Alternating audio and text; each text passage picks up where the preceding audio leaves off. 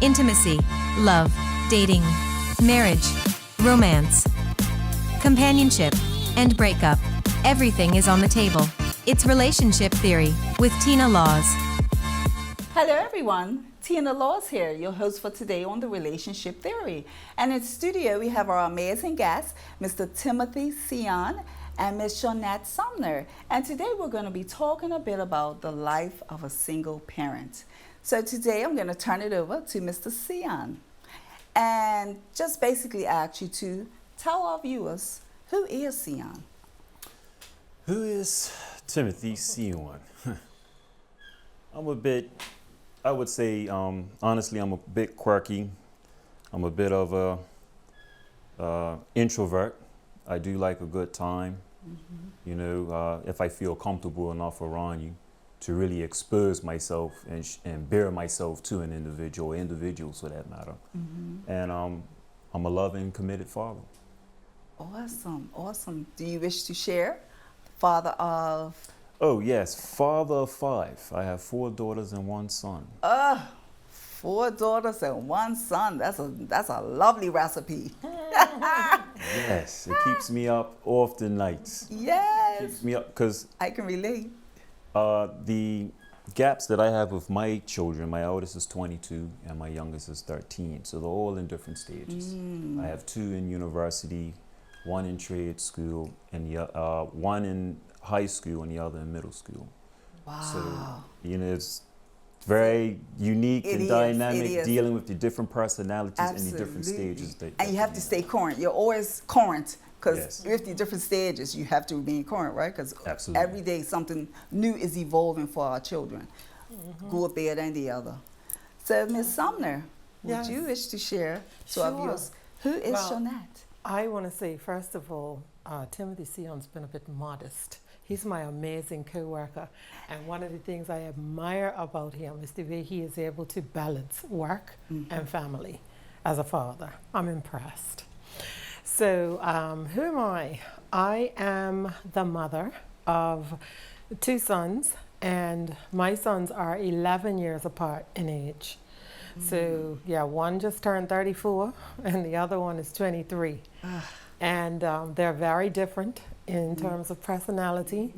The oldest one I just refer to pretty much as a risk taker. He lives life on the edge, loves life. The younger one is a bit more reserved, Yes. laid back. The 2 of them have a really good relationship, especially now that the younger one is older. Yes. He is Yes. a man. And I'm also a grandmother, a nini, of my little 6-year-old grandson, Yes. who is the son of my elder son. Yes, and he is So- so adorable. Yeah, he is. And you know, there's a saying, I saw it on a poster many years ago, and it said, if I would have known that grandchildren were going to be this much fun, I would have had them first. And that's so true. Yeah. I think I say the same thing. Yeah. But you know, myself as a parent as well, and having the children's ages 31 and almost 25, it is. I mean, it's not a whole lot of years, 6 years in between, but it's such a great difference in their personalities and all the things in which that they do. And so, Seon, I'll say Timothy, we're so used to old colleagues, you see. So we're so used to using this last name term. So forgive me if you keep hearing us say surnames, but that's the norm for us. Timothy, what's one of the areas that you'll say as a parent you find or you have found over the years to be most challenging?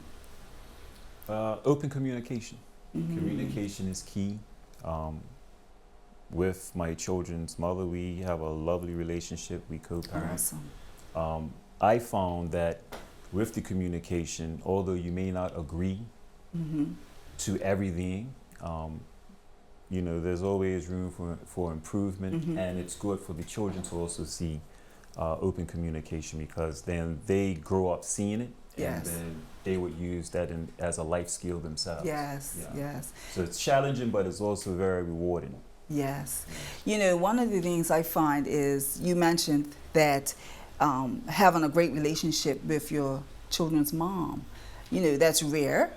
because we find nowadays and for centuries that, but you know, if the relationship ends, so does that relationship, and it becomes, the children become like a weapon between the two. Yeah. So it's very commendable to hear you mention that you have a great relationship with your children's mom.